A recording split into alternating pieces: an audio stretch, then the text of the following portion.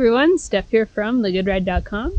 We're here going to talk about the Split 500 snowboard from Dreamscape. This is a 157. So it comes in 3 different sizes. It comes in a 151, a 157, and a 163. Unfortunately, they didn't have my small size available, so I rode the 157. And I took it out on, we had some pretty decent powder snow conditions this winter early on in the season. And so I took it out for a hike in those conditions, and then I went and rode it on the resort just to get a little bit more mileage under it and get a feel for the board's personality. Split 500 comes with the whole setup, so it comes with union clips here, here, there, and on the tail. And then it also comes with skins. If you purchase a split board, it comes with these skins. And so, yeah, they come in this nice little bag with some directions on them. And they come pre-cut, as you can see. They're pretty well cut and shaped to the ski, so you don't have to do any of the hard work. It comes with tail clips here that are really easy to install. And then the nose clip is just the little metal bar that goes over the nose there. So I just hiked up this mountain right here. It's not a very big mountain, but it was pretty steep. These skins did really well in most of the conditions that I hiked up in. It's pretty fresh snow, but I was hiking up in a skin track too that was a little compact and somewhat icy in some places. And the skins did really well if the snow was soft, fresh. If I was hiking up steep stuff and it was still a little bit soft and had some had a little give to it, they did great. I did get a little bit of slide on the hard pack or like semi-icy and steep sections of the skin track, but overall it did pretty well. If you're out there in pretty decent conditions, it's going to do fine. And then, you know, if it gets too steep, then you can always bust out the crampons to help you there. But yeah, it did pretty good. There was a really nice downhill glide to them.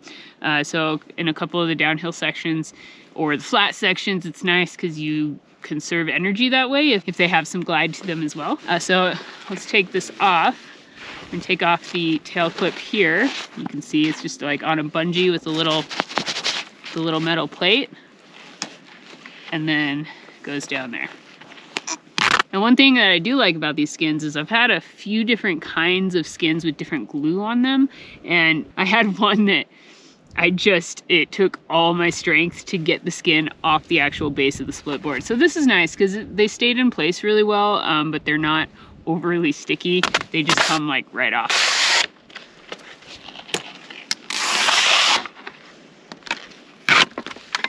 So the package that the skins come in, they do come with these little backings so that you can fold the skin up nice and it won't stick to itself. Just makes it easier for installation and storage later.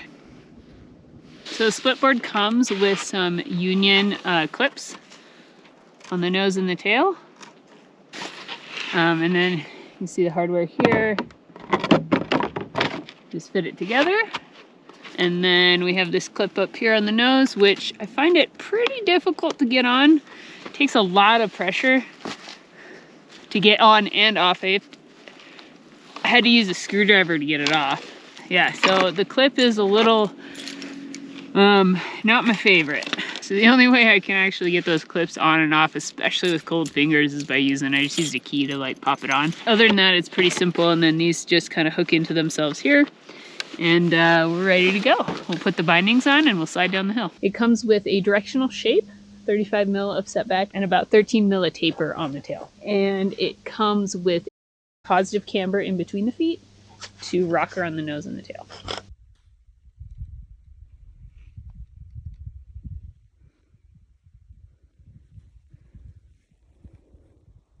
So it comes with a 6 out of 10 flex, just stiff enough to keep it stable in that off-piste and variable terrain, but soft enough so that you can maneuver it pretty quickly.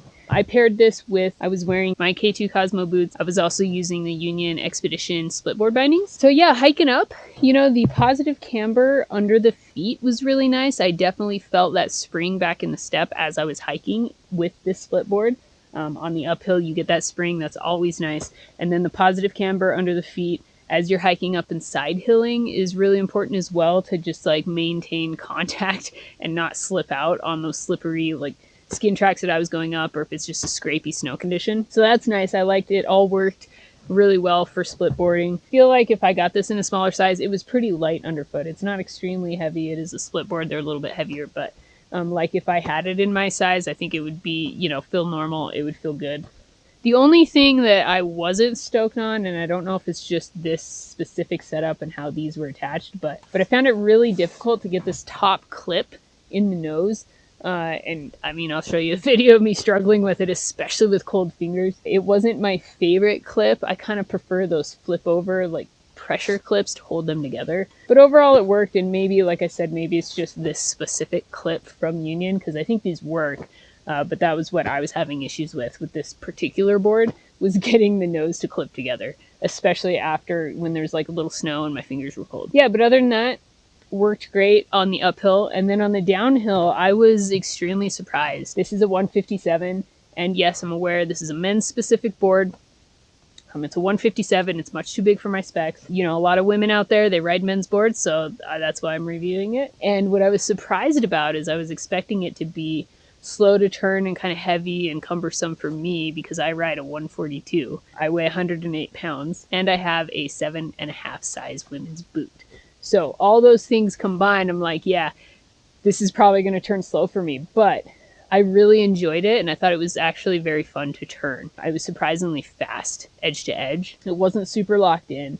I felt like I could turn it quickly when I wanted to turn it, and so it was kind of it was like what we call stable on the good ride. So it wasn't super locked in, it wasn't extremely loose, it was just reliable and maneuverable, and it felt good. Let's talk about the camber profile here real quick. So we have a positive camber between the feet, and it goes to rocker on the nose and the tail.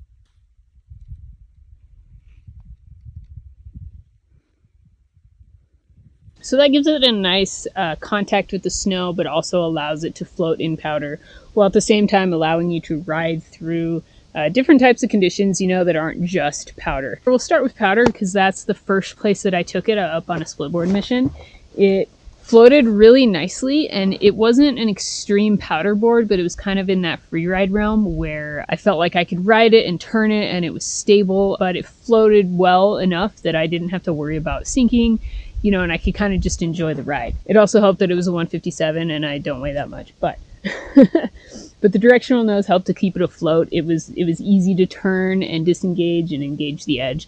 And then the tapered tail kind of helped it float a little bit up like this, but it wasn't super in the snow, so it wasn't extremely surfy. It was just kind of a nice, consistent ride in the powder. You do get the option to set it back a little bit that can give you a little bit more of a surfy ride and a little bit more of that directional float. But yeah, overall, I felt like it rode really nice in powder. It wasn't extremely deep powder, but it was enough that where, yeah, I could sink in. Like if I stepped off, I was going up to like my thighs. So it was definitely deep, but it was a little bit compressed, so I wasn't sinking too much. But yeah, it had a nice float in powder, it had a nice personality, and just like a consistent turny feel in powder. It has a centered base. It felt nice and fast for me. There's not too much wax on this. It's like semi-dry, almost needing a wax. I felt like I had a nice glide. It didn't feel slow or anything like that, especially in like the fresh snow, so it felt good there. I took it up on the resort, and so I got it in some hard pack conditions, some Groomers, some off-piste, stuff like that. And we'll start up on the steeps. Again, I was very surprised at how quick this board turned for me and my size on the 157. So that tells me that if I did have it in my size, it would turn very quickly. So I really actually enjoyed it on the steeps. It was consistent, it was stable, it had a nice edge hold. It made more of a medium to large radius turn for me. And again, I'm unsure if that's just the size comparison or if that's its personality, but for me, when I rode it, it was more of that medium radius to large radius turn. But it was easy to make skidded turns on, and close them out too. That was no problem. So that was really fun.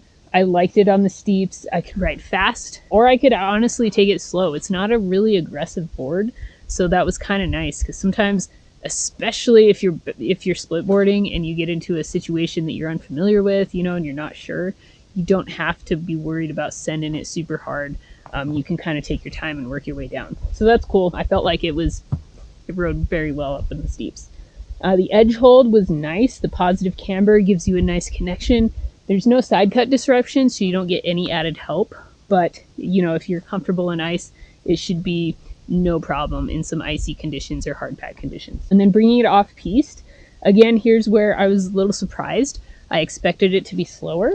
especially through like some bumps or like tighter trees. But I felt really good on this board. I felt like I could turn it quickly whenever I wanted. I could maneuver it through trees or like around or make some last minute decisions. It worked really well for that. Pretty fun in the trees, definitely reliable. Again, it has that nice kind of all mountain board consistency where it feels pretty good in most situations, but it's just got a little bit of taper and directional, so it has a little bit of a free ride style to it as well. Coming down to Groomers, again, same thing, felt pretty good. Definitely like the more medium to large radius turns, was very stable at higher speeds. I didn't get any chatter on it at all. Could make skidded turns and carved turns alike. Not a really aggressive carver. The camber arc isn't super aggressive, the side cut isn't gnarly, but it can carve as well. So it's not a carve specialist, but you can get some high edge angle, high speed turns in there, and it's pretty fun. A little bit of that all mountain personality where it's good at dabbling in a bunch of different types of terrain. Now we can talk about the freestyle personality of this, but it is a split board, so it's not exactly a freestyle board. It's not super locked in, so to spin it around in circles and do flatland 360s on it, it did great there. And I like that because it allows you that little bit of leeway when you are in a backcountry situation and you're like, oh crap, I got to get out of here, this was the wrong choice. You can spin it around and just go the other direction. So I like that option here. On little drops, mini jumps like cat track jumps or little natural feature drops, it was really stable. I couldn't really bend the board too much because I'm pretty light, so popping ollies on it was a little difficult for me, but I feel like if you meet the specs, then it has some good energy to it and stability as well. You can ride it switch. It did feel a little backwards for me, but it's not extremely directional. It doesn't have a crazy swallowtail, so you can absolutely ride it switch if you need to. I think this would be a great choice for someone. It could be a good first time split board, or it could be a good, you just want a really reliable, consistent board to go split boarding with. This could be good, I think, if your specs meet it, for that advanced expert rider. It's not really aggressive, so if you're just getting into split boarding, it could be friendly enough for that.